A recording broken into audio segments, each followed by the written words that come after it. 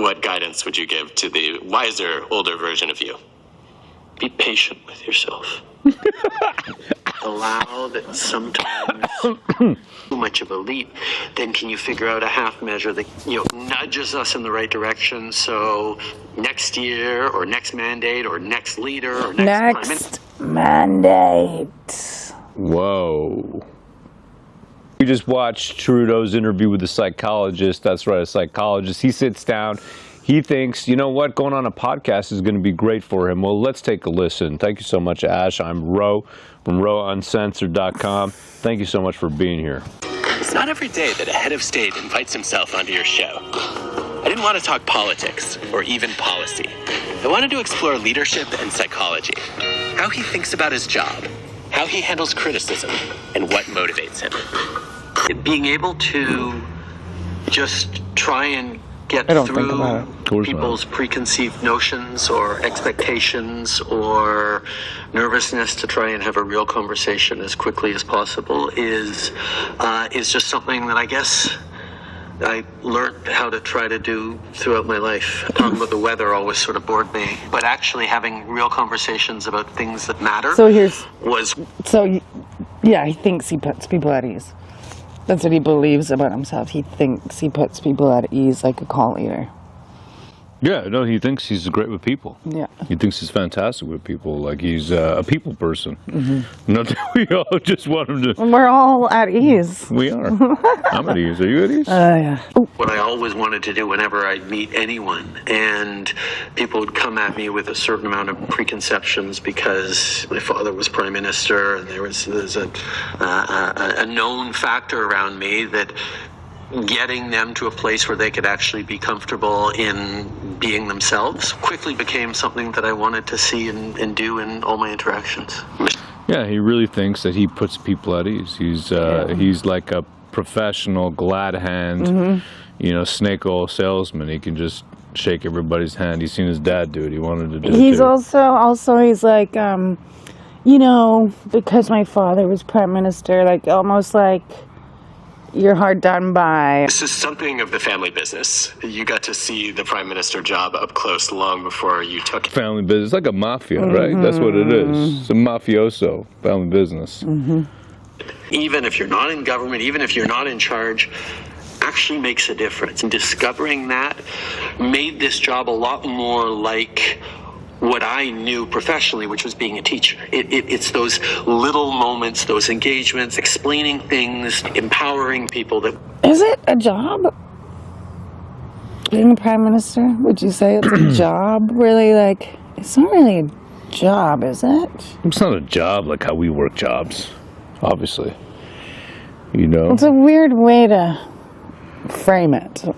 A job. Interesting. It almost sounds like there are aspects of the job that are better than you expected.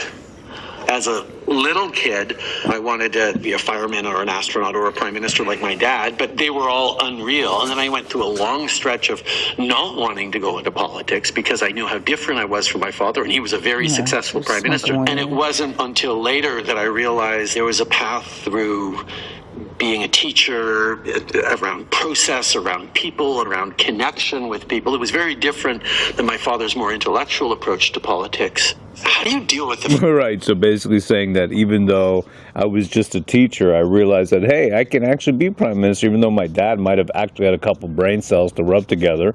But I might... That's debatable. Right? Well, comparatively... yeah, that's what he thinks. Well, comparative to this dude, this guy is a Tofino surfer at the very best. Right. A history teacher. Right. His dad was like swinging with Fidel. So, yeah. No matter what you do at work, millions of people are going to disapprove of your decisions and probably dislike you as a person. The line is, no matter what you're doing, 30% like you, 30% hate you, 40% are completely indifferent to the fact that you even exist, right? Like, you don't get into this job because you want to be popular. Okay, so what he's saying here, basically, he just expects the hate. It's nothing to do, look, it's almost like saying, it doesn't matter what I would do because 30% or 40% are going to hate me, whatever percentage is. You know what I mean? It's not taking responsibility for what the guy's done to the country. He's just like, hey, look, no matter what, people are going to hate me. I think that's true no matter what in reality.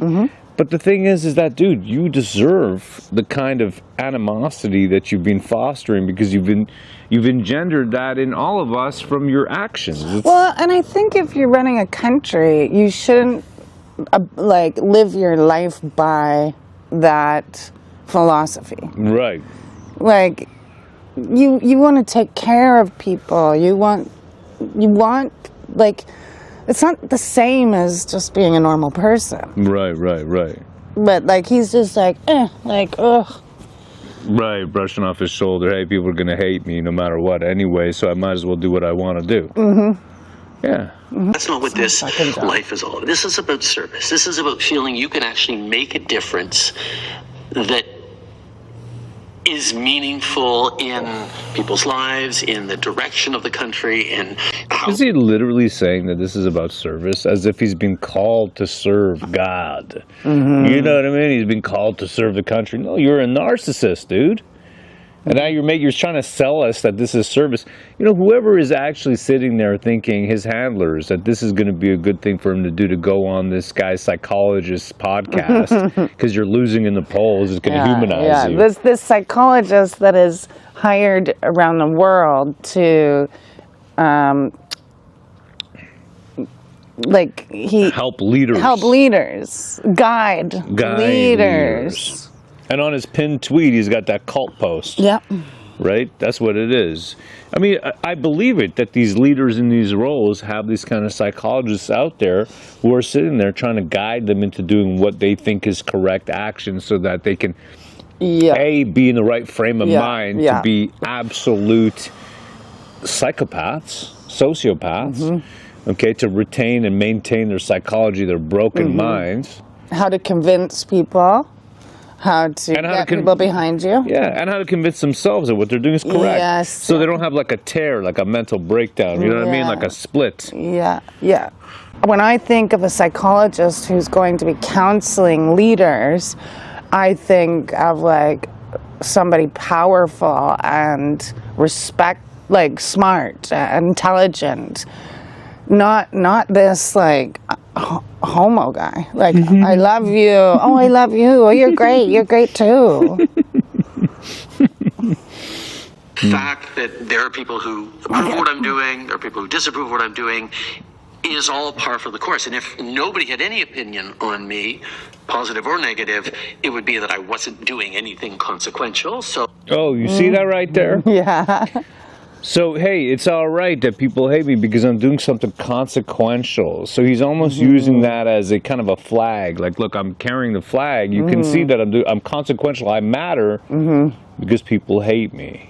Well, and like he says later, he says, I come home, when he was a teacher, I come home from work, I'm tired and burnt out, but I'm so excited for what's going to happen the next day. Like, that is just drama queen.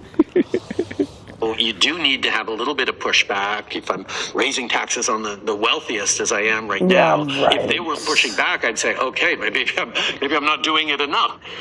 What? And you know what he's talking about over here? All he's doing is making it impossible for any of us to actually have some kind of family wealth and some kind of future. You know what I mean? We want to be able to pass down houses and pass down the wealth that we work for. I mean, isn't that what it is? But no, tax us all. So $250K ain't even that much. That's well, what and listen to the words that he's speaking. If there's not enough pushback, I'm not doing it enough. Right. About 7 years old, the first time I remember some kid coming up to me in the schoolyard and saying, my parents didn't vote for your dad, so I don't like you. And I had to sort of adjust to the fact that that had nothing to do with me and who I was. It was everything to do with external perceptions, everything to do with them, and I had to learn to put that aside. But then poor guy, he's had a hard time. Yeah, he had to learn to put it aside. Right, he was 7 years old. I didn't vote for your dad. I heard him. Wow. A few years later, as I got a little more active and going with my dad to different places, I'd go to these rallies where everybody loved him, and therefore everybody loved me. And I also, as I got a little more active and going with my dad to different places, I'd go to these rallies where everybody loved him, and therefore everybody loved me. And I also had to learn to put that aside, that it was no realer the people who loved me automatically than the people who disliked me automatically. That's interesting. That's interesting. People that loved me automatically. Right. I mean, that part is true about being in the public eye, right? People are going to love you. They're going to hate you. You can't take any of it for more than what it is, right? Because people's opinions change about you like the weather. That's just how it is. Right. The trouble, what I think he's conflating here, multiple things together, is that people here, especially in this country today, the ones we truly abhor you, the reason is because of the actions you've taken or not taken, the things you said, the things you've done, the division you've caused, the crises that you've caused, right? The mass immigration, where now we don't even, come on, we got a piss bucket, babe. Yeah. Right? Yeah, we do. We literally piss in a bucket. Yeah, because we have one toilet to like 16 kids. Yeah. Able, when you get criticisms or congratulations, to reach below the emotions of that and say, okay, well, what is the nugget of useful criticism that I can actually take constructively, even if it's not meant that way in the slightest? Yeah, maybe you should look at the nuggets of criticism. The nugget. Right? The nugget of criticism. What is the nugget? What is the nugget? Yeah, but maybe he should be taking the nugget of criticism and thinking about it. But he's not taking the nugget of criticism. Yeah. I feel like he's taking all of our nuggets and he's literally... He doesn't give... he doesn't care about the nuggets of criticism. Right. He just said he doesn't care about the nuggets of But criticism. now he's talking about how he actually cares about the nuggets. Yeah, the nuggies. The nuggies. Nuggies. He don't care about the nuggies. Did I really go a little here? Did I really Yes. not take into account the concerns of this community there? Certainly reasonable criticism out there, whether it's constructive or not. You can find that. And similarly, if people say, oh, you're awesome. Well, okay, why exactly? Is it just how it makes you feel? So being able to sort of detach yourself from people's perceptions of you is really, really important. Very interesting, right? Detach yourself from people's perceptions of you. I don't think as a prime minister you have that Luxury. Yeah. You should be paying attention to what people think of you because this Yes. yeah. It's No, you all should. about perception. Oh man. What a piece of work. And it's also, right, this idea of detaching yourself from what people think Yeah, of you. detach. Right? This allows you then to do anything, to be anything, to say anything. Of course, because you're always correct. I've detached myself from everything. Psychopathic. In that position that he's in. Yes. Yes, it is. A job that requires a certain amount of popularity for people to vote for you, but you cannot allow that to drive you or even define you.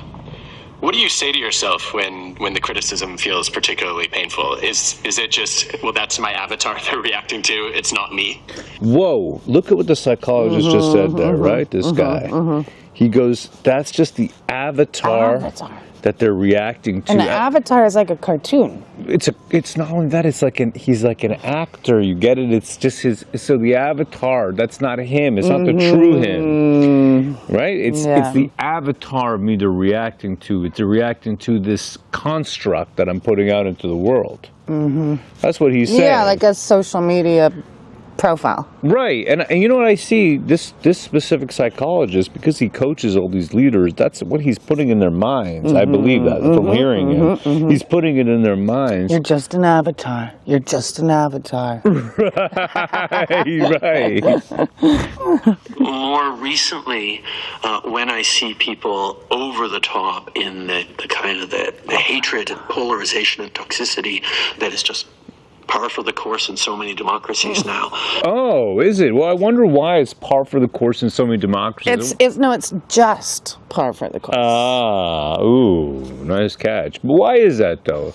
Is it possibly because our leaders across the free world basically are not listening to us? We have no representation. They're doing what they want to do. They're mass immigrating people. They're destroying and debasing the currency across the globe. They're getting involved in foreign wars that we do not care about. Is that possibly what it is? I don't know. It's just par for the course. This is par for the course. It's just par for the course. It is.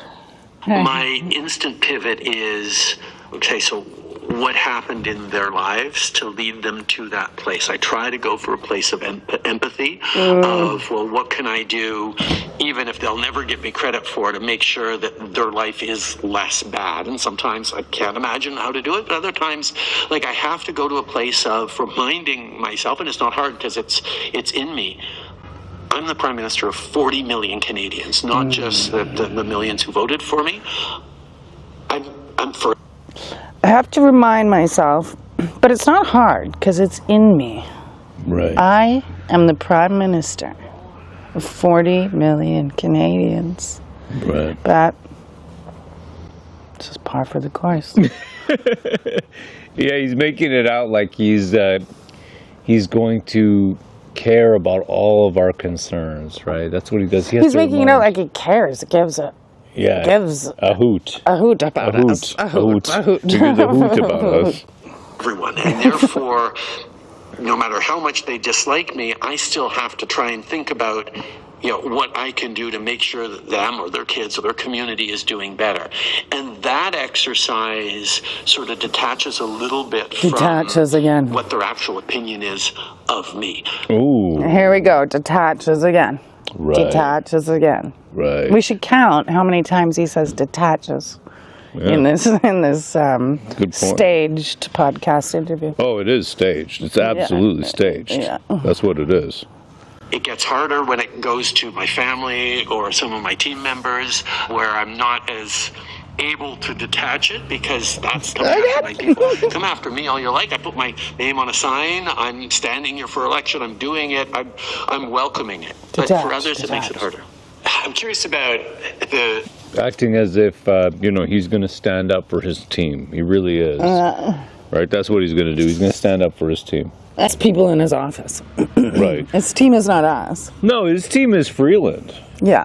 Right? His team is Freeland. His team is his other MPs. That little, that's pretty blonde girl in the something office. What do they call her? Katie Telford. Yeah, that's his team. That's his team.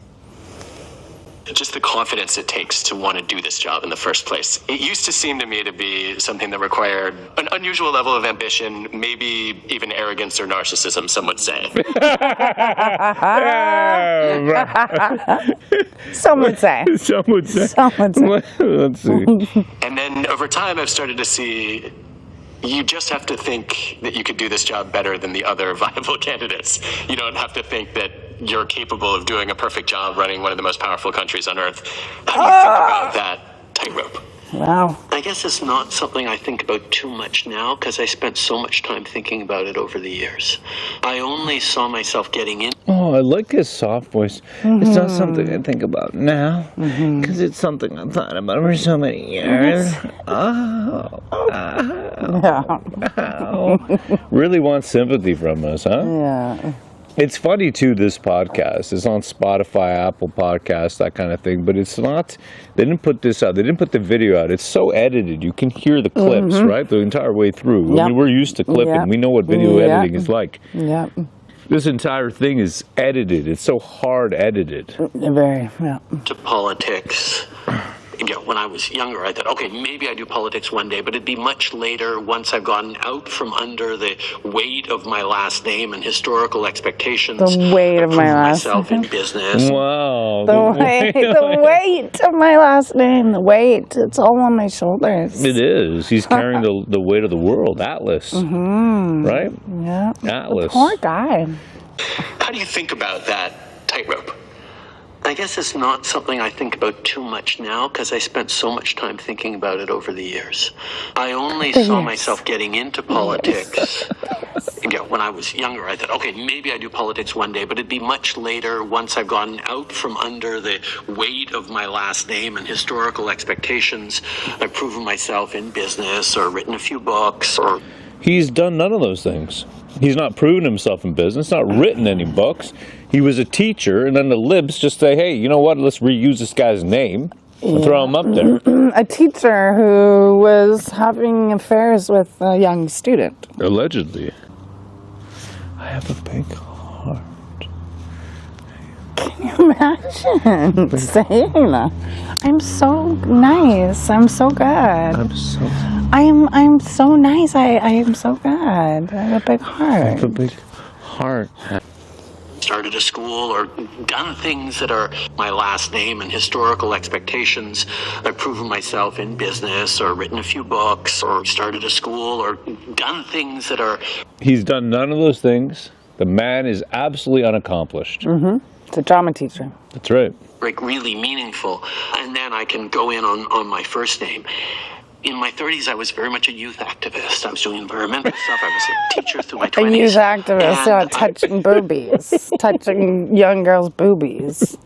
Learned from working with young people who had no connection to my father that I had things worth saying. And as I got... Oh, you learned that he had things worth saying. Yeah. He just finished saying that he was identified by his father, and now he's saying he had no connection to his father.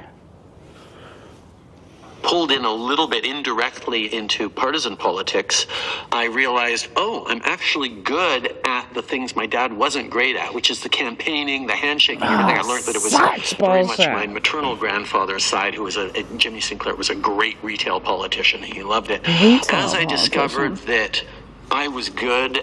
Well, that's a weird thing. Handshaking, everything. I learned that it was very much my maternal grandfather's side, who was Jimmy Sinclair was a great retail politician. He loved... What is a retail politician? A retail politician? That must mean sales. Yeah, that's some weird stuff. Going door to door selling vacuums. Retail politician. Retail politician. His maternal grandfather. Okay, we're starting to figure out how this dude thinks, huh? Mm-hmm. I love this. It's the psychology of Trudeau. Exactly how this man thinks and how he's thinking about himself puts us into the mind of an absolute psychopath, tyrant.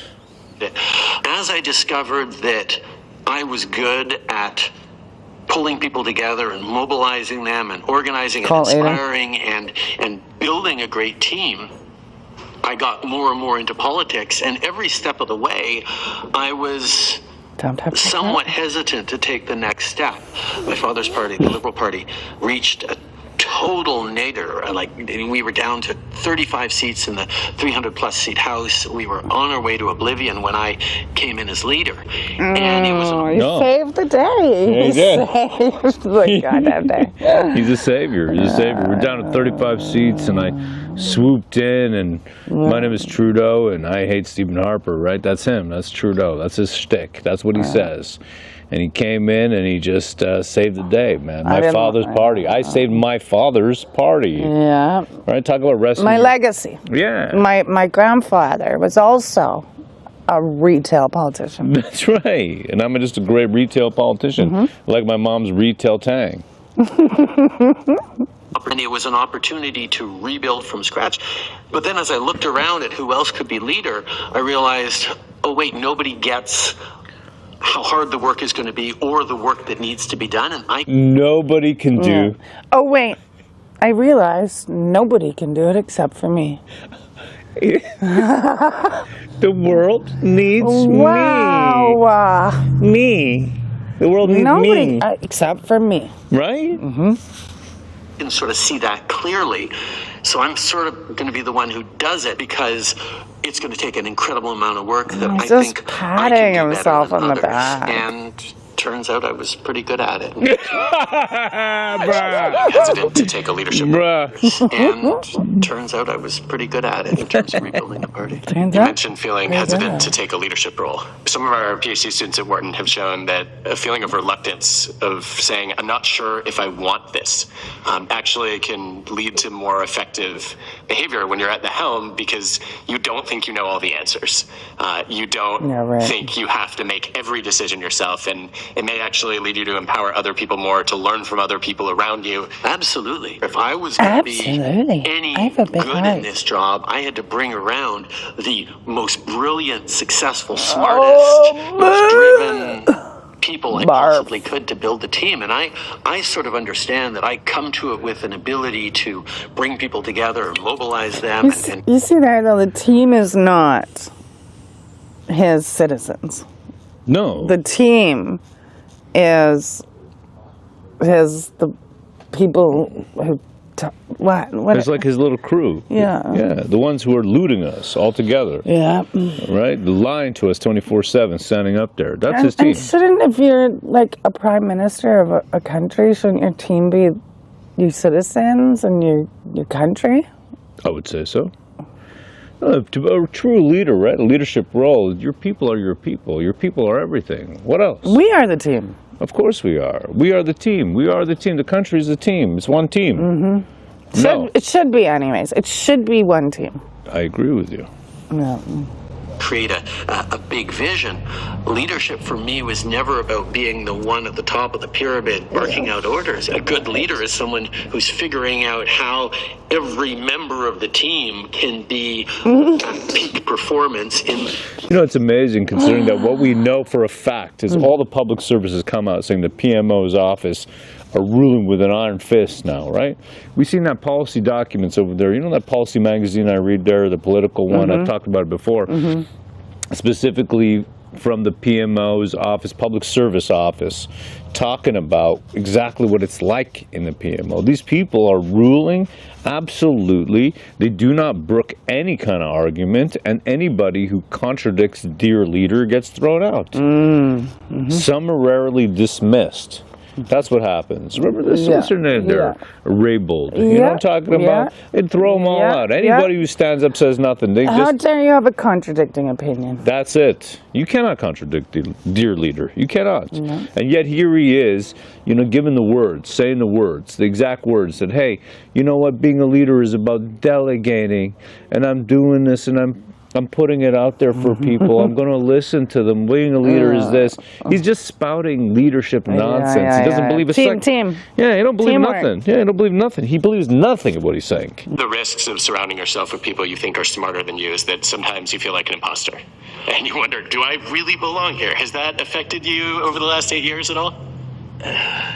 I was very aware of the imposter syndrome all my life.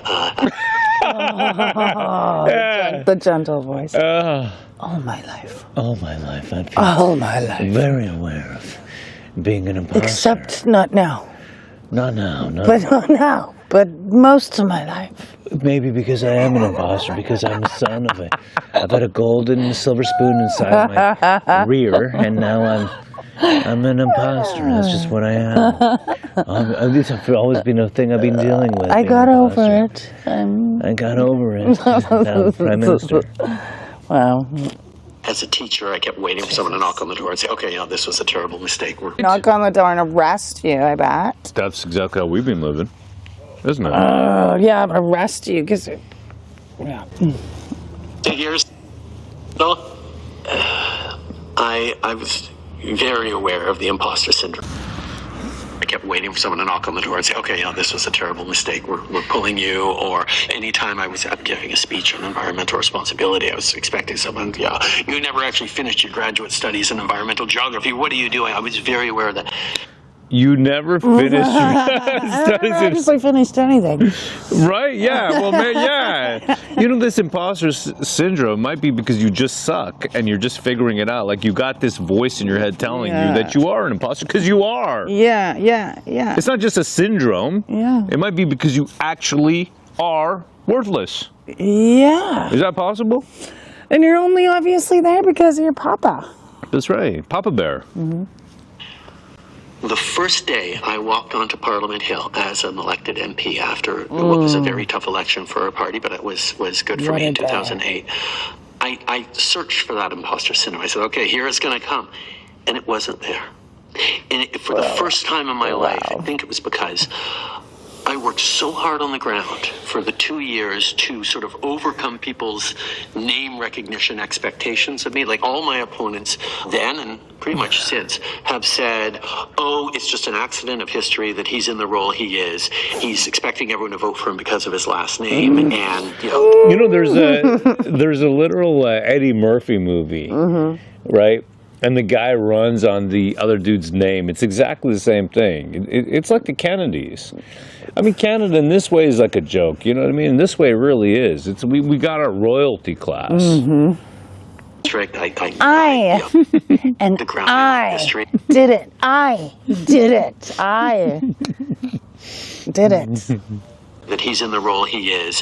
He's expecting everyone to vote for him because of his last name, and that'll catch up with him sooner or later, or he won't get elected the first time. And I worked the ground. I went door to door right across the district. I got to know all the different community organizations, and I earned their support in that election. And people actually came out, put a little X beside my name, and said, "No, we definitely want you to go." We definitely want you. People came out and they put an X. It was nothing to do with the earned whole cannabis thing, right? Right. Nothing to do with that. Nothing at all. No, zero. People actually chose me through a process of saying, we're trusting you to be our voice in Ottawa, and we're making that choice deliberately. And I'd also run in a very authentic way about who I was and what I was. And I felt that people knew what they were getting when they voted for me in my district. So I didn't feel that imposter syndrome. And I haven't since. I keep saying, look, I will continue to serve, I'll continue to do the best I can and try to do it in as authentic a way as possible, a way that is true to me with all the strengths and flaws that I have as any individual does. As any individual does. You know what? I think it's weird I think it's unusual for somebody to not have imposter syndrome. Right. And he's literally saying he doesn't have it. Yeah, not anymore, no. No, not anymore. Not now. Not after he walked on Parliament that one fine day. Right. But it's really, that's odd, because I think everyone has imposter syndrome. I hope people let us know in the comments. You know what? There's a degree of imposter syndrome. There is. And the way I look at it is like this, okay? Imposter syndrome might simply be the fact that there's a voice in your head telling you that you're not qualified for the role that you're taking. It may not be a syndrome. It might just be you suck. Like, it just might be that you're not qualified because he ain't qualified. And yet he doesn't even think about that now. Yeah. He doesn't worry. He thinks he's qualified. Why? Because people put a little X by his name. To me, I think of imposter syndrome is like, can I really do this? Yeah. Well, yeah. But he should be asking himself that because he can't. Yeah. He should be asking himself that. Everyone, yeah. Well, especially this dude. Yeah. And the more important your role, the more you should be considering, am I doing the right thing? Yeah. You know? So successful, exactly. You're so Thank you for respecting my profession as much as I admire yours, Prime Minister. But I think that, in all seriousness, one of the surprising benefits of those imposter thoughts is they create a gap between what you think other people expect of you and what you feel capable of, and that leaves you motivated to close the gap, which you did. Do you ever worry that not feeling like an imposter makes you complacent? Yes.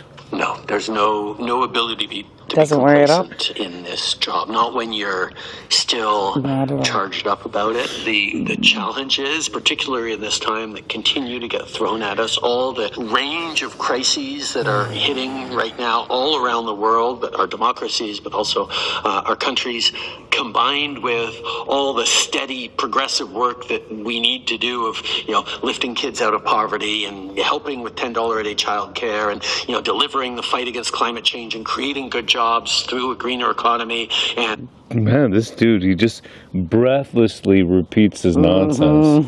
Does anybody buy what he's saying?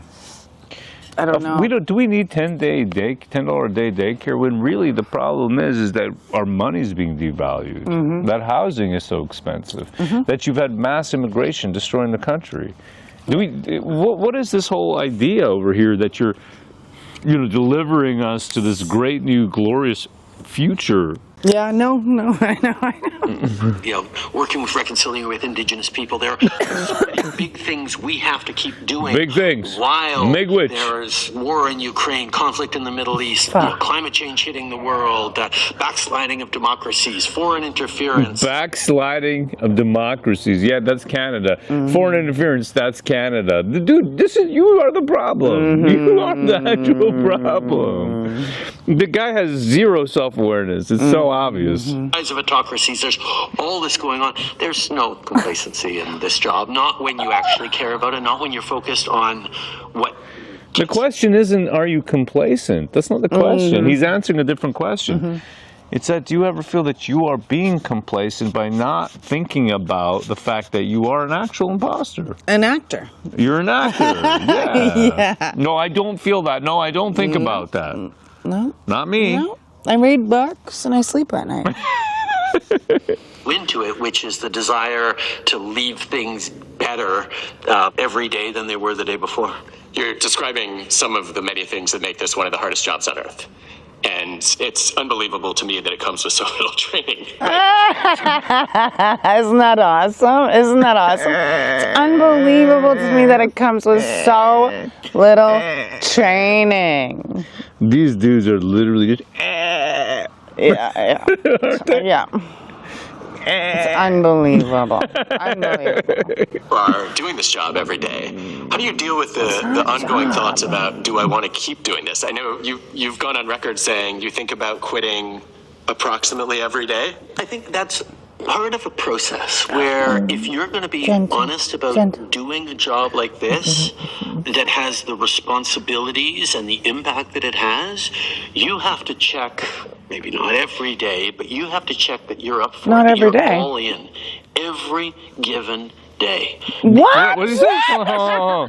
And the impact that it has, you have to check, maybe not every day, but you have to check that you're up for it, that you're all in every given Wow. day. He's all in every. Not given every day, but every given day. Every given day. Sounds kind of like George Bush right now. Right, yeah, right. Like right. the stupid things that that dude used to say. What do you mean, It's like we're gonna smoke them out of their holes? Just like he'd be like, air is water, and without water we have no air, and water is important. You remember that, huh? Yeah. Because people out there, that 40 million people that I am directly responsible for serving, deserve a leader that is focused on them with everything they have every single day. And that sort of check on... But not every day. You know, Not every day, but every single day. Every given day. Every given day. So he's focused on us, is what he said. You hear that, babe? He's focused on us. Mm-hmm. He's so focused on us. Am I able I doubt to do that. Am I motivating my team to do that? Am I driving that forward? Am I fully all Oh, in? he loves Even himself. though I've been in it for a few years, even though it's harder now than it was before, even though my opponent's getting traction for all the wrong reasons. Oh! Even though your opponent is getting the traction because you suck. Yeah. Right? Forward. Am I fully all in? Even though I've been in it for a few years, even though it's harder now than it was before, even though my opponent's getting traction for all the wrong reasons, all those different things, if they're enough to make you say, no, maybe, then you shouldn't be doing it. And I learned this being a teacher, where I would work hard all day, come home absolutely exhausted, but so excited about what the next day was going to bring. This reminds me when he's like so excited about the vaccine. You remember that? Yeah. You remember He's that? so excited. So excited. He's so excited. So excited. I can't wait. It just makes you, when you get that first shot in you, it just feels so. Feels so good. It feels so good. Oh my God, what a job that piece of... charges you up like that, where you are deeply excited about doing it, no matter how hard it gets, and aware of the awesome responsibility and impact that you get to have, then it's sort of intellectually honest to check in with yourself regularly. How often do you actually think about quitting? These days, not at all. Too bad. Too bad, bro. These days, not at all. Too bad. Think about it. Think about it, dude. An impact that you get to have, then it's sort of intellectually honest to check in with yourself regularly. How often do you actually think about quitting? These days, not at all. There was a moment last year as I was facing some difficult moments in my marriage where I really wondered, okay, is there a path? And I just realized that that's not me. There is so much to do still, and the stakes are higher in some ways for our democracies than ever before. The need to try and hold things together in a rational discourse around doing things that are meaningful and are going to nudge the arc of the moral universe forward. Whoa! Whoa! Did he just say he's going to nudge the arc of the universe? Moral universe. The moral universe forward. Nudge the arc of the moral universe. Nudge the arc of the moral universe forward. Yeah, you were here. Oh, wow. He's powerful. He's oh my God, so powerful. So mighty. So mighty. Yeah. Oh, my God. Nudge. Wow. I got to play that one again. Hold on. Discourse around doing things that are meaningful and are going to nudge the arc of the moral universe forward matters so much that I couldn't be the person I am, the fighter I am, and say, yeah, no, this particular fight I'm walking away from. Like he's a tough guy. Babe. Babe. Oh, man. Holy Nudge the arc of the moral universe, babe. Yeah. Nudge the arc of the moral universe forward. Babe, it's like a comic book. Speaking of comic books. Check out my comic books at blackdragonftw.com. That's right, that website will be launching very soon. Check out rawuncensored.com for more. Well, keep in touch, just in case. Well, also, you have that one book about Crash the System, about this exact... Yeah. These exact characters. Absolutely. These characters who are nudging the arc of the moral universe forward. Right? Without even asking us. Yeah. Moral. Jeez Louise. Perfect. You look like you're having fun in your job, more often than I would expect given all the stressors of the work. It does. But I don't want leaders to have too much fun. And I think about some evidence that guilt-prone leaders are actually more effective because they're more likely to think about mistakes they made and try to right wrongs as opposed to Try to right wrongs. I think about and I Whoa, though. I think guilt-prone leaders are more effective. Who is this guy? What are his qualifications to tell us what a leader is? Like, claims he's a psychiatrist. You can go check out his Twitter page. It's really kind of disturbing. Right. No, he claims to be a moral, like a leader, like a psychologist for leaders. A leader guider. A leader guider. A guide for leaders. A leader guider. Yeah. just sleeping well every night. Talk to me about what guilt feels like in this role, because I don't like being responsible for 4 people, let alone 40 million. Anytime you see me having fun, I'm connecting with people. I'm doing things where people are having genuine interactions, and that's real. The work I do here at this desk, the debates in chamber, the things like that can be a bit of a grind. I mean, that's sort of the solitary work, or the... What is this about having fun? What is this about having fun? And the other dude just said, right, the psychologist, I don't even like being responsible for 4 people. Well, you don't have a family, you're not responsible for your children, your wife, your wife. What are you talking about? Pussy. Yeah, what are you talking about? You got to be responsible for people. I mean, and now you're thrust in the largest... I don't like being responsible for 4 people. The grind is doing the actual stuff that I got to do. That's the grind. But what I like is pressing the flash. This is so twisted. Hey, that's what I like doing. This is so twisted. Teamwork around the cabinet table, figuring things out, wrestling with big decisions and stuff. That's not always fun. You've always got wrestling with the big decisions, doing the stuff that I'm actually got to do. That's not always fun. That's just not fun. It's not fun for him. I love this. It gives such a true insight into this man's psychology. I say man, but he's a worm. Yeah. You know what I mean? But we see it. We got an insight now into how he thinks. Right? Think about the opportunity cost, what the consequences are. Just being aware of the weight of He's not these aware of decisions is anything. fine, but No. He's not aware of anything except his own self. That's right. so not putting on yourself a level of Don't stress yourself out. Patience. Please don't. So many. You're you're in charge of a country, but don't stress yourself out. Okay, don't. You can't.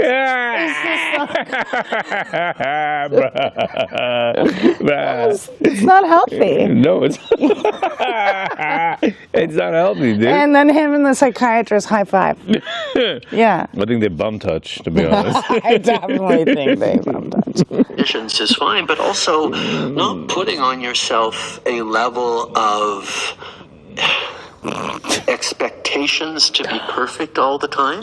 I mean, so many politicians spend all their time saying, oh, I can't make any mistakes. And the one thing that I tend to fall back on is I think Canadians have a pretty good sense of where my values are, what I'm trying to fight for. Dude, stop it. Just stop it. Stop it. Babe, I need another drink. Oh my God. I think Canadians have a pretty good sense of where my values are, what I'm trying to fight for. I'm trying to, build a more inclusive, positive society in which everyone has a fair chance. Like, I am gonna, I'm sure, do some suboptimal things in this policy or that. But when a crisis hits, when a challenge hits, I'll, as we all do, revert to our core values and our core instincts. I think that's important. I love that our prime minister says the word like, right? Like a valley girl. Did you hear that? He's like. Right. Wow. Like, you know what I mean. Like, I don't even know. Like, eventually, like, I'm gonna make like mistakes. But I'm expectations. What? Like, you know what I mean. Like, I don't even know. Like, eventually, like, I'm gonna make like mistakes. But I'm expectations. What? I sleep about 8 or 9 hours every night. Yeah, you sleep 8 or 9 hours every night. Yeah. Meanwhile, we're working our asses to the ground. Yeah, you think, we're rolling around. We're rolling around in bed. Why? I didn't sleep for 2 years. I had nightmares about this. Fellow. I had nightmares. I'd wake up multiple times a night, like, having nightmares about him. Right. I shaved my head. You did. Like, but he gets to sleep. Yeah, I'm glad you grew your hair back, babe. Thanks. Yeah. I sleep about 8 or 9 hours every night. Yeah, you sleep 8 or 9 hours every night. Yeah. Meanwhile, we're working our asses to the ground. Yeah, you think, we're rolling around. We're rolling around in bed. Why? I didn't sleep for 2 years. I had nightmares about this. Fellow. I had nightmares. I'd wake up multiple times a night, like, having nightmares about him. Right. I shaved my head. You did. Like, but he gets to sleep. Yeah, I'm glad you grew your hair back, babe. Thanks. Yeah. I exercise as much as I can. I eat well. I play well with Must be nice. kids, with friends. Getting that balance of being a real person and not saying, okay, for these years that I am prime minister, I have to be only prime minister and focus only on that. I mean, that's a route to madness. I can still be. That's a route to madness. I sleep for 8 or 9 hours. I work out. I eat. I eat properly. I have a chef. Yeah. How many times, Soraya hasn't been able to make me food or whatever. She's been busy with the kids. Yeah. And I eat whatever is left over, whatever is around. Mm-hmm. This guy's got a personal chef and he's sleeping 9 hours a day. Yeah. Huh, babe? How about you? You're cooking every day for the girls? Mm-hmm. Right? What's it like? You tell me every day is a friggin' party. It's amazing food every single day, or some days you got to eat whatever's there. Yeah. But he's sleeping 9 hours. He's having a great life. Yeah, so much for a great life for all of us Canadians. And what about all the Canadians who don't even can't even buy meat anymore? It's so expensive. Mm-hmm. You tell me, man. You tell me. How many are they eating properly? This is so tone deaf, even to do this interview. It's so tone deaf. Yeah. You know what I mean? Yeah. Like you're literally sitting in a breathing rarefied air in an ivory tower, talking down to us plebes at the bottom while we look up and say, "Oh wow, it's so great that you're so handsome." Finds joy even after difficult moments, and getting that balance of allowing myself to be a real whole person with good days and bad days and successes and challenges. I think ground. You know what? I don't think you have that permission, like Luxury. Luxury. Yeah, thank you. Yeah. I don't even know that word because that's how foreign it is. Yeah. But like, how do you even have that luxury to say, I get to do, this is what we need to do? Like you don't get that luxury. You are leading a country of, they say, 40 million people. Yeah. Like, how dare you? A bunch of immigrants. And then you're like, how dare you? You want to take this job, as they're calling it. You don't get that fucking luxury. No, you don't. You don't get that You don't get that luxury. How? No. Babe, we don't even have luxury. You know, every day we have to get things done. We got to pay bills. We got to buy this. We got to buy that. We got to pay for this, fix that, do this, go to work, all the rest. Stress. It's exactly. Where's the luxury? Stress. And he said, I'm not going to stress myself out, basically. I'm paraphrasing. Well, yeah, that's what he's saying. I'm going to have good days, I'm going to have bad days. I can't stress myself It's not out. good I gotta for me. I gotta do what I gotta do, you morons. Yeah. And uplifts you at the same time. I imagine one aspect of your job that's harder now than it used to be is getting people to speak truth to power. You come into office. Sorry, what? What kind of gimp question is this? It's harder now to speak truth to power. Dude, you are the power. Yeah. You are literally the prime minister. What even question is this? And they're acting as if they're radicals. You guys are radicals. Let's hear this. You were a peer with a lot of the people that you've brought in, and now anybody you hire has to look at the prime minister. How do you make it safe for people to speak up? I wanted to focus on making sure people were their community's voice in Ottawa, in Parliament, instead of being Parliament's voice in their communities. When we sit in Sorry, what was that? One more time. Parliament, I wanted to focus on making sure people were their community's voice in Ottawa, in Parliament, instead of being Parliament's voice in their communities. When we sit in 338 seats in the House of Commons, where each of us, including me, represents a very specific district. And He's talking about how that they want to represent the communities in Parliament. That's what it's supposed to be. In Ottawa. Yeah, exactly. What about the rest again? Well, no, he's making it out like they are actually representing the interests of those places, right? So, whether it's BTB to Miskamang, you know what I mean, or somewhere in Alberta, they're representing inside of Parliament those interests, not promulgating and expounding Ottawa's mentality into those communities. But that's not the reality of the situation. So what is this fake nonsense? It's not the truth. That's not what you're doing. You've been dictating to us for years now about what it is. And this is the reason there's a sovereignty movement in Alberta, Manitoba, Saskatchewan. Everybody wants Quebec. $750 million they just got for all their immigrants. Do you remember when they offered $1 billion to each province that enforced the medical mandates? Do you remember that? I remember that. $1 billion to each province. Yeah. That was a kick in the gut. Responsibility is to vote and speak for the people, our peers who elected us to come and sit in this house. And anchoring my team, all the MPs, in their responsibility to speak for their community, even if that's concerns with something I'm doing, is really... Speak for your community, but here's $1 billion. Here's $1 billion. Really important. That actually leads not to negative consequences for them, but to me saying, okay, because I heard you on this one, as we move forward on this policy that I know isn't going to be really popular in some parts of your community, I'm going to say that I know it's not going to be popular, or we're going to bring in this mitigation, or we're going to try and adjust this, and creating a space where people can share with me their...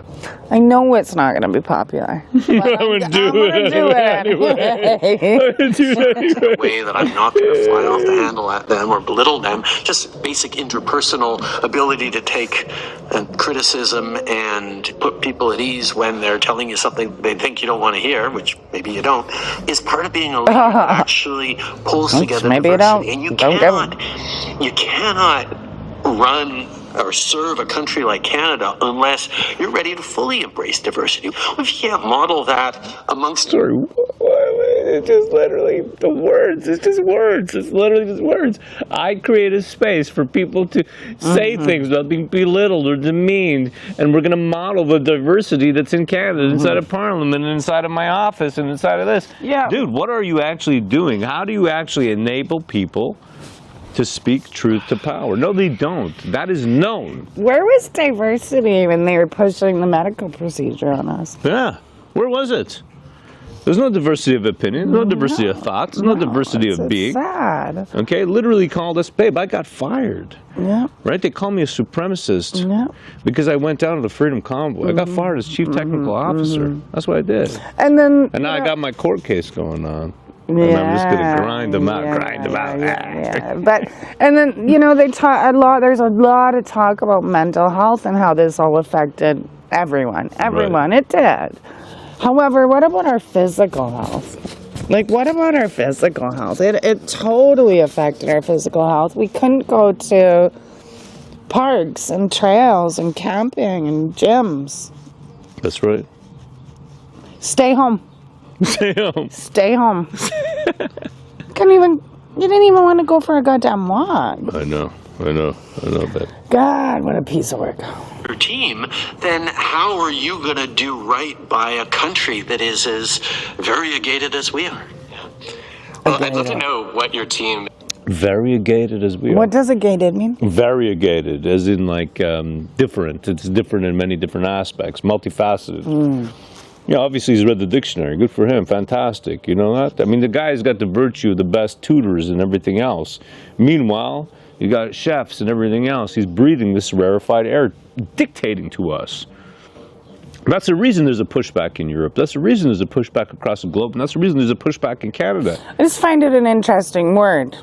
A gated. Variegated. Yeah. But a gated. To a layman. Right. It sounds like gated. Right. Yeah, no, I hear you. It is. Living in a gated world. How are you trying to grow as a leader? What feedback or notes have you gotten lately? I've been on a kick lately of just saying, look, if we could just explain what this policy actually is, if we could show the charts and the graphs, and if I could just sit down and talk through why this is the right policy and how it's actually going to help, then everyone will get it and they'll agree, and then we can move on, and there won't be this... And then everyone will get it. We'll all agree. I just need the right graphics, PowerPoints, charts, and everyone's going to get it. Listen, you guys, you get this new tax. We're going to save the eco everything just by taxing you more. Yeah. Dude, you need the right graph, babe. Yeah, but here's the thing. If he could just get one. There isn't one. It doesn't exist. But if we could get the right graphics... If the graph exists, like if it's possible to make, yeah, then get the graph. Show the graphic. It's just not there. Show the graphic, bro. Over whether putting a price on pollution that puts more money back in people's pockets is a good... How does this even make sense? And this, this part right here, this price of pollution stuff. Right? How does this, if you're actually making less money, why would you institute it? It doesn't even make logical sense. If you would be putting money in our pockets more than we're paying you, then how would your tax work? And it wouldn't work. That's why the graph doesn't exist. That's the reason the graph doesn't exist. If I could just get a graph, a chart, something. If I could just get a graph that shows you why you're making money every time you pay the carbon tax and why your food costs so much money. Yeah. If I could get the graph, then you'd agree with me. You'd agree. I just need the right graph. You're not. If I could just explain it enough and use the right charts, like, boss, you're not a teacher anymore. Boss. Right? And my MPs will come. Did he just say that Yeah. it comes off boss? Boss, you're not a teacher anymore. He's talking to himself like the third person. Yeah. Boss, you're not a teacher no more. Solution that puts more money back in people's pockets is a good idea or not. If I could just explain it enough and use the right charts, like, boss, you're not a teacher anymore, right? And my MPs will come to me and say, no, we just need you to get out there and talk about the world we're building and reassure people that you've got the plan and you're confident in it and you're projecting it and we're going to get to that better place and you're going to reassure them and you're going to connect with them and stop it with the explaining. And that's one that I've had a lot of trouble His with. MPs are telling him stop it with the explaining. Stop explaining. Just do it. Just reassure them. Stop explaining. Stop explaining. We don't need graphs. We don't need charts. So stop it. Just do it. Oh, man. I think my team finally said, okay, fine. We'll make you do lots of podcasts instead. It's working out. Wow. It's working out, Yeah, bro. I can't wait till his next podcast. Right? It's working out. That's Keep awesome. doing them. It's working out. It's working out, bro. To do, as one of our mayors once famously put, politics in full sentences. I have a clearer vision of what the meeting looked like after you left the room. It's like, PM is trying to show PowerPoint again. How do we get around this? Podcast. Exactly. That was pretty much it. I said, well, no, I even wrote a script for an explainer video where I can do this. And I was like, God, okay, we'll try. And they've done little bits of it, and some of them work a bit, but it's still not, it's still me trying to be a teacher as opposed to me being the leader that is telling the story away. Oh, my God. So he just said it right here, that this guy is actually trying to come out and put a podcast together. His people have told him that you're sucking so bad, and polls aren't doing good, Pierre Poilievre is doing amazing. You got no charts. You got no graphs. You got no charts. You got no proof. You can't explain it. If I could just explain it. You can't, bro. Stop trying to explain it. Just do a podcast or something. Yeah. Do a podcast. Politics in full sentences. Be an actor. He loves acting. He does. He's good at it. How it goes. That, I think, is a good segue to the lightning round. Are you ready for this? Okay, so I have a bunch of rapid fire questions. First one is, who's a leader you admire who's no longer alive? My dad. That's an easy one. Yeah. Anyone you're not related to that you would add? Lincoln's appeal to better angels of our Stop natures breathing. is one that I Stop always go back to. As breathing. he handled a divided country in the most challenging ways. Dude, you divided the country yourself. Yeah. Right? You're talking about a divided country. You literally divided the country yourself. It's you. You did it. Yep. I think to him every now and then. I feel a little bad that you chose an American leader. No, you shouldn't. America has provided some of the best leaders the world has ever seen. Okay, so one of my all-time favorite Canadian contests was to come up with an equivalent of as American as apple pie for Canada. And the answer in Canada was as Canadian as possible under the circumstances. You have done your homework. I know, it's a classic Zowski piece. What does that mean to you? It's an ambiguous aphorism dreamed up by a 17-year-old student in response to a contest. In 1972, the CBC's Peter Gowski challenged listeners to complete the saying, as a Canadian as. As Canadian as. As Canadian as. Heather Scott answered the challenge with, it's an ambiguous aphorism. As Canadian as possible under the circumstances. Its beauty is that its vagueness is precise. It captures exactly what Canadians are all about. We do the best we can and we'll live with the results. We may grumble about the outcome, but that doesn't mean we'll take steps to change it. So in other words, No wonder. this is apathy. It's apathy. That's what this is. It's apathy. Well, no wonder he's referencing it, though. Yeah. Wow. We're just going to take it in the ass. That's all that we're going to do. We're not, no. You've done your homework. I know, it's a classic Zowski piece. What does that mean to you? Oh God, that's a good question. I think it means that we're people who understand compromise and reality. Like that things don't always go towards our ideal. There's no manifest destiny like there is in the United States. It's a sense of, we're going to figure this out. We're going to roll up our sleeves. We're going to figure out how to get along, and we're going to solve the problems. Like you did with your wife? We have. Basically, it's a slogan for Canadian agreeableness and adaptability. Yeah, saying sorry after someone bumps into you is a way of, easing that dynamic as well. Oh, God. I'm saying sorry when someone bumps into you. Just take it. Just take it up the bum. What's the worst piece of leadership advice you've been given? Try to be more like your dad. Why was that bad advice? Because I'm not him. And people say, I like the way you did that. It was just like your dad. I'm like, ooh, okay, I have to be careful of that. Growing up with parents who are very successful or take up a lot of space forces you to be very deliberate about what you're choosing to take from them, what you're choosing not to. And then you have to deal with all the expectations. All my life, people said, oh, your dad was Prime Minister. Do you want to be Prime Minister too? And my kids are going through it now too, where, oh yeah, I did 2 generations, third generation.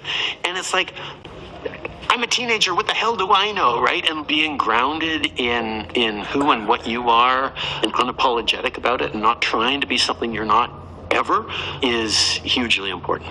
What's something you've rethought lately? Rethinking all the forces that ended up leaving Canadians divided post-pandemic. In the pandemic, we... Whoa. Listen to this. What's something you've rethought lately? What's something you've rethought lately? Rethinking all the forces that ended up leaving Canadians divided post-pandemic. In the pandemic, we... Whoa. Listen to this. What's something you've rethought lately? Rethinking all the forces that ended up leaving Canadians divided post-pandemic. In the pandemic, we scrambled to try and do everything we could. We delivered a $500 a week income replacement for low-income people. We brought in a 75% wage subsidy that kept people on the payrolls. We encouraged and created conditions in which everyone was encouraged to get vaccination. We had a higher double vaccination rate than just about any other our peer countries. So he'd been rethinking. He said just rethinking what they were doing during the pandemic. Right? Why is that possibly? Maybe because he mishandled it completely? Could it be? Why that? A less bad pandemic than just about any of our peer countries, and yet some of the lingering impacts of those policies continue to divide Canadians, and I'm... You're the dude who did it! You're the dude who divided us with it! Mm-hmm. You made it out like we're homophobes and supremacists because we didn't want to take your meds. Yeah, and then you put a certain amount of the population, you made them so they couldn't travel, contribute to society. Yeah, like you couldn't go anywhere, and then there were people who killed themselves because they couldn't attend their Christmas dinners. Right. Like kids. I know. Like 17-year-olds. You. I'm still trying to figure out how to bring Canadians back together. What's that book you read? I'm still trying to bring Canadians back together. Less bad pandemic than just about any of our peer countries, and yet some of the lingering impacts of those policies continue to divide Canadians, and I'm still trying to figure out how to bring Canadians back together. What's a book you read recently that you loved? The Invisible Life of Addie LaRue, which is a lovely story of that. So now You just talked about how you divided everybody. The psychologist doesn't bother to ask him any further follow-up questions, or they've edited it out. And instantly into, what books have you read? Fiction. He's talking about fiction now. Like I said earlier, who has time to read? Yeah, right? Like, well, I mean, some people do if you're retired or you don't have kids or something else. But he should be reading, like, political... Policy documents. Yeah, like huge Stats. boxes of them. Yeah, like, what do yeah. you mean you're reading? Fiction. You have stuff to do. This is insane. Absolutely insane. He runs. He goes on runs. He sleeps 8 or 9 hours a night, and he reads fiction. No wonder we're all so screwed. I was going to say screwed. I didn't know if I was allowed. A young woman was born in like 17th century France who made a Faustian bargain and lived forever, but anyone she met would instantly forget her the second she walked past. And what kind of a life is that when you actually can't have a lasting impact on anyone around you? I read almost only fiction on my downtime because I read so much nonfiction for work. What's the question you have for me? So much nonfiction for work? That's what he said. Well, you give advice to leaders of all different types on how to adjust and how to lead today, given social media, given post-pandemic world, all that. Would you give the same advice or different advice to political leaders as you would to other types of leaders? And what would be your best advice on how to create cohesive communities in this time of division? Maybe don't divide everybody, dude. Maybe don't divide. Maybe don't spend the last 5, 6, 7 years dividing everybody. Maybe that's a great way to have a cohesive. Well, what is this about too? Like, what advice do you give to leaders about political leaders versus other types of leaders? Yeah. I think I'd say both. I give some of the same advice because I think there are aspects of leadership that generalize regardless of what environment you're in. At the end of the day, you have to make good decisions. You have to get people to respect your integrity and your competence and your care and want to follow you. I guess my most basic message to leaders in any environment would be put your mission above your ego. That's an easy one. Things I would say differently to political leaders, although I actually think that the business world has become more like this in recent years. Our political leaders have to care a lot more about constituents and their opinions and their approval ratings. And you're all being thrown out. I think that's what you're trying to say. You're all being thrown out across the world, so maybe you should pay attention to that. But hey, who knows?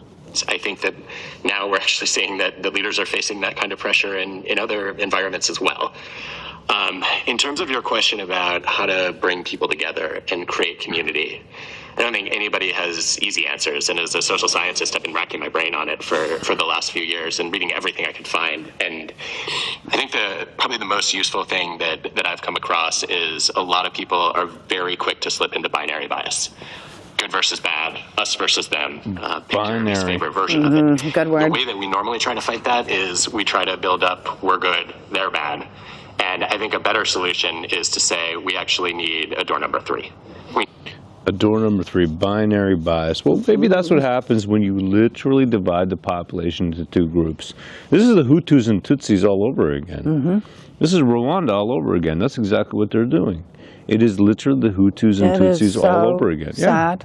Yeah, it is. Earlier when I listened to this, I actually was crying. Were you? Yeah. I don't know. I wasn't sobbing, but there was tears. I was it's so disturbing. I find it so disturbing. It is disturbing. To ask, okay, if these 2 views are dividing people, what's the third point of view that actually the silent majority might hold? And that seems to me at least to be a good starting point for thinking through this. Yeah, no, listen, I love that. And I've been reading on a phenomenon that says the majority actually starts to think it's in the minority now because those minorities are so loud. There's so much noise out there that people start questioning that goodness and thoughtfulness of the silent majority. I'm someone who is... What?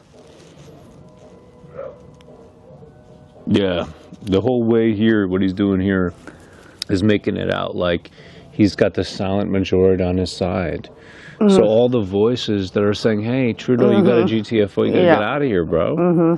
Right? That's the vocal minority. The minority is ruining this country. Yeah. Or maybe it is your, how can I put it politically correctly, at least, you know, in terms of YouTube and the rest. I could say, you know, your political, what you've given voice to a minority group that doesn't represent the average Canadian person, the average mother and father family group. It doesn't, you do not represent that group anymore. I also see it as he's seeing like this minority group is changing the minds of people's minds that he doesn't want to be changed.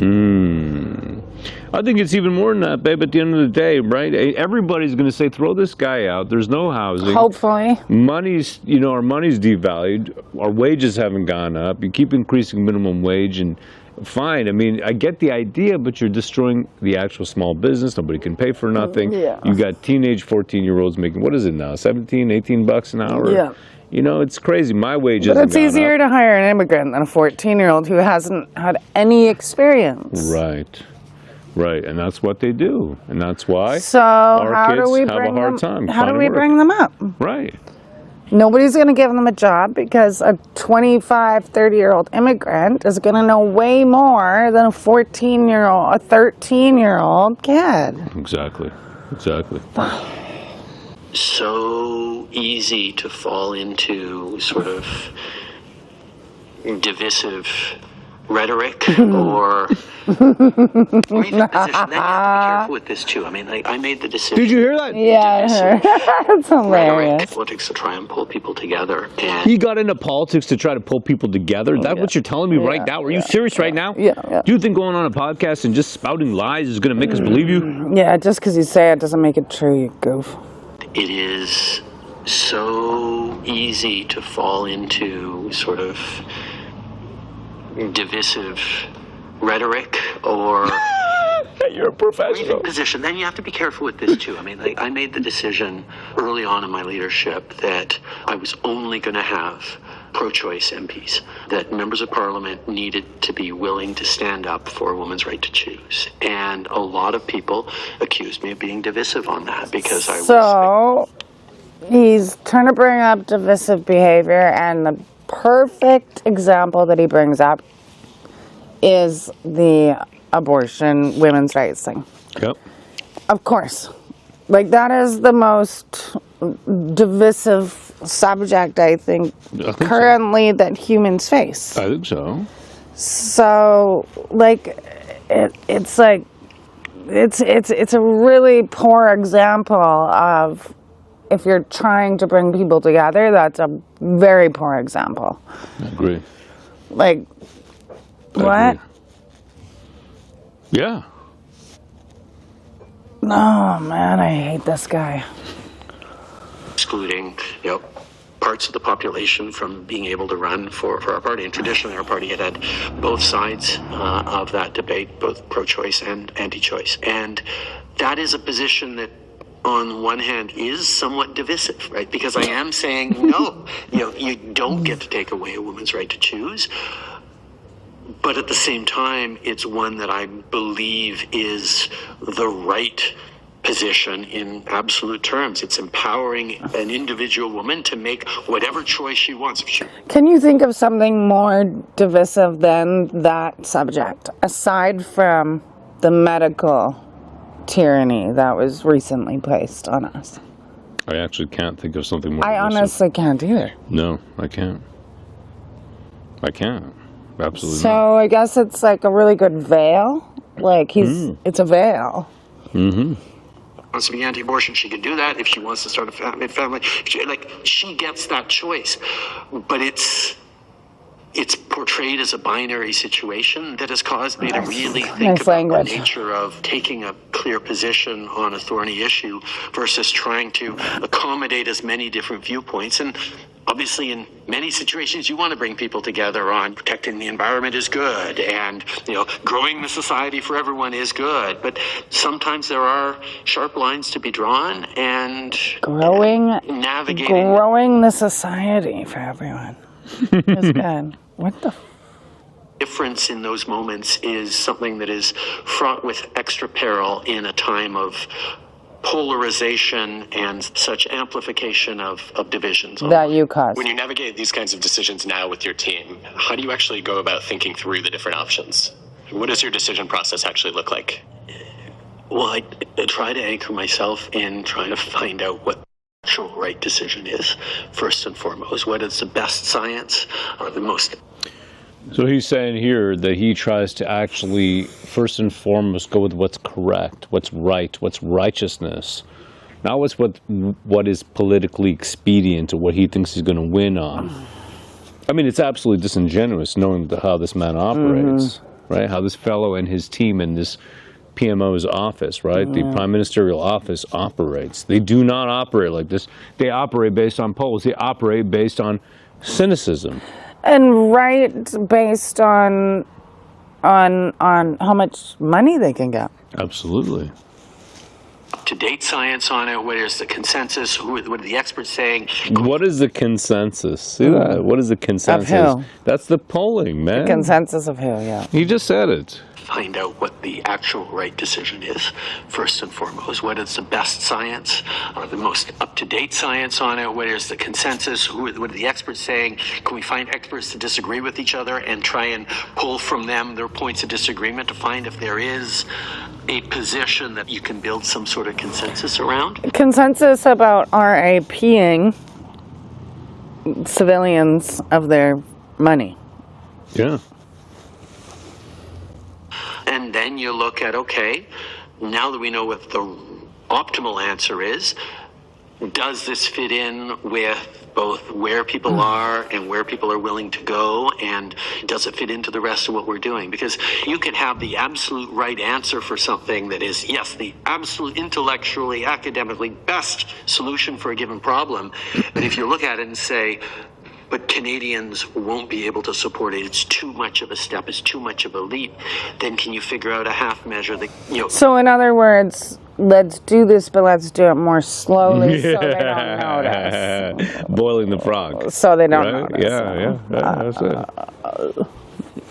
nudges us in the right direction, so... It's funny, this nudging us in the right direction, this nudge theory, this is actually some kind of psyop stuff from the military. Yeah. That's literally what it is. Yep. They've been doing that. Yeah. You know, they put that out. Nudge and nuggies. Nudge and nuggets. Nuggets. They want to nudge us. They want to... Nuggets. They want to convert our... Nudge. I'm going to nudge you. They want to convert our thinking. Okay, that's what they want to do. They want to move our thinking in the direction that they want. It's called social engineering. That's what it is. It's called MK Ultra. You won't be able to support it. It's too much of a step. It's too much of a leap. Then can you figure out a half measure that nudges us in the right direction? So next year, or next mandate, or next leader, or next mandate. Whoa.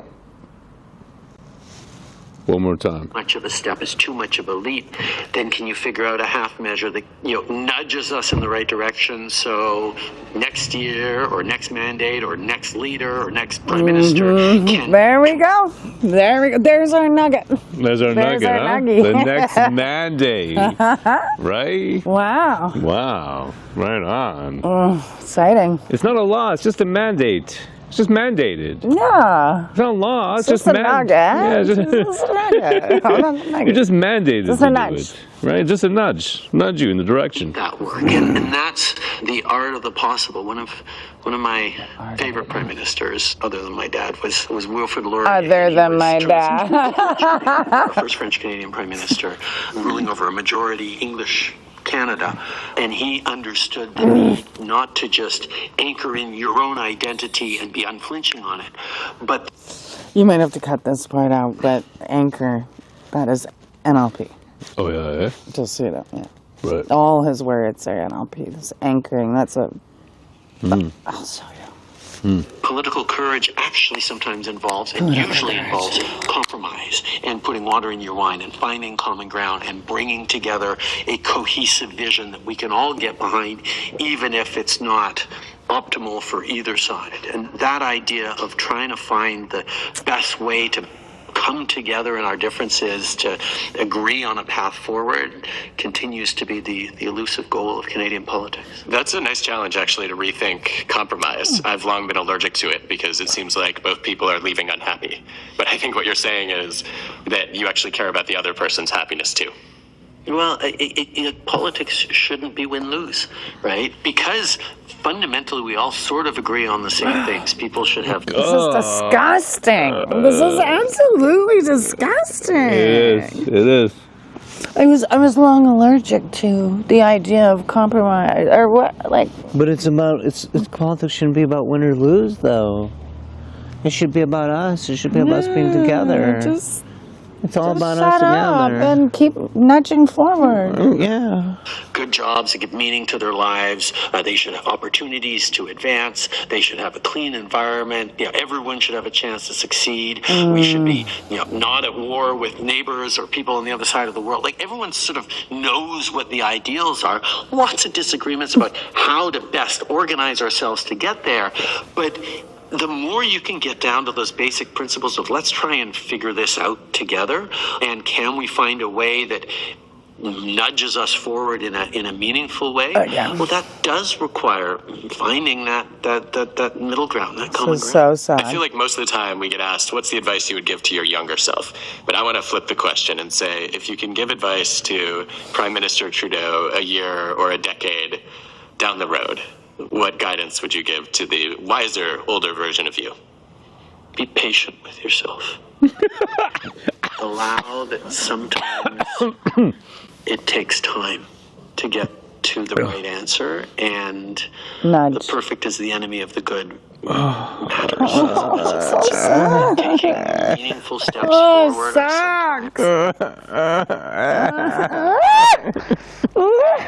It takes time. The wiser, older version of you. Be patient with yourself.